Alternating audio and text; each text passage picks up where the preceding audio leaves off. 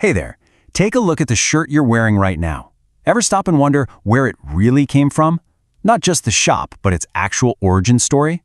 Well, today we're going on an adventure, following the incredible journey of a simple shirt. And trust me, you might be surprised by what we find out. I mean, have you really thought about it? What kind of wild trip did it take to get from a tiny seed in a field, maybe travel across oceans, and end up right here in your closet? That's the exact story we're going to unpack together. So, before we can track down our shirt, we need to understand the world it travels through. It's this huge, invisible web of buying and selling that we're all a part of, and we call it the market. Now, when you hear the word market, you probably picture a building, right? A place with a bunch of shops. But here's the thing, a market isn't just a place, it's an action. It's what happens anytime someone who has something to sell meets someone who wants to buy it. That exchange, that's the real heart of any market. Exactly. You see it all the time. Think about the vegetable seller on your street or the weekly bazaar that pops up in your neighborhood. Those are perfect examples of markets in action, connecting people with the things they need every single day. Okay, so we know a market is all about the act of buying and selling. But where does all this happen? Well, just like there are tons of different kinds of shirts, there are also tons of different kinds of places to shop. We've got pretty much everything you can imagine. From those temporary weekly markets, sometimes called a gujari, all the way up to those giant fancy shopping malls. And now we even have markets that are totally online, living right on our phones. Each one offers a completely different way to shop.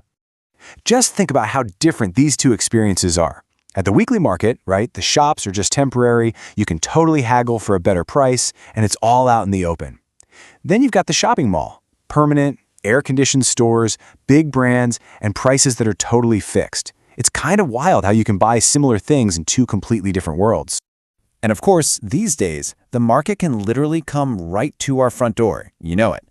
Online markets have completely changed the game, letting us shop from basically anywhere, at any time. Okay, now that we've got a handle on the worlds of markets, let's get back to our hero, the shirt. It's time to trace its amazing, world-spanning journey, all the way from a farm to your wardrobe. You know, it all starts so humbly as just a seed in a farmer's field. Once the cotton grows, it's picked, cleaned up, and spun into thread. That thread then gets woven into these huge rolls of cloth. From there, it travels to a factory, which could be in a totally different country, where it's cut and stitched into a shirt. And get this, a single shirt can travel over 20,000 kilometers before it's finally shipped to a store, just waiting for you. That is one heck of a journey for one piece of clothing.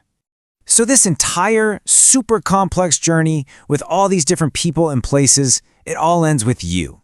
As the person who makes that final choice to buy something, you actually have a surprising amount of power. So let's talk about what that power means, your rights and your duties as a buyer. Okay, as a customer, you have some really important rights. You have the right to be safe from products that could hurt you, the right to get correct information, the right to choose from lots of different options, and the right to complain if something's not right. Think of these as your consumer superpowers. But hey, with great power comes great responsibility, right? You've got duties too. Your job is to be a smart shopper. Ask questions, look for those quality marks. Always get a bill, and don't just believe every single advertisement you see. The whole idea is to be an active, thoughtful consumer, not just a passive one. But how do you actually check for quality? I mean, it's not always easy to tell just by looking at something. Well, one of the best ways is to look for special logos that are like a guarantee of quality and safety. A perfect example here in India is the ISI mark. If you see this little logo on something like an electrical appliance, it means it has passed all the safety and quality tests set by the government. It's a small symbol that tells you a whole lot about the product. So we've got rights as buyers, but what about everyone else in this long chain? Let's zoom out one last time and look at the big picture. What makes a market truly fair for every single person involved? This slide really says it all. A fair market gives everyone an equal opportunity to sell and buy.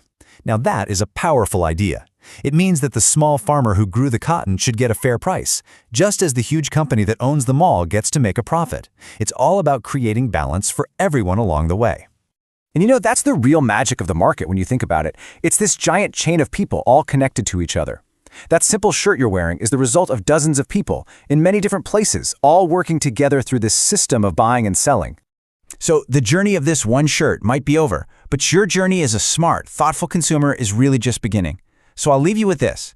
The next time you go to buy something, what is one question you'll ask to use your power in the market wisely? Thanks for coming along in this amazing journey with us.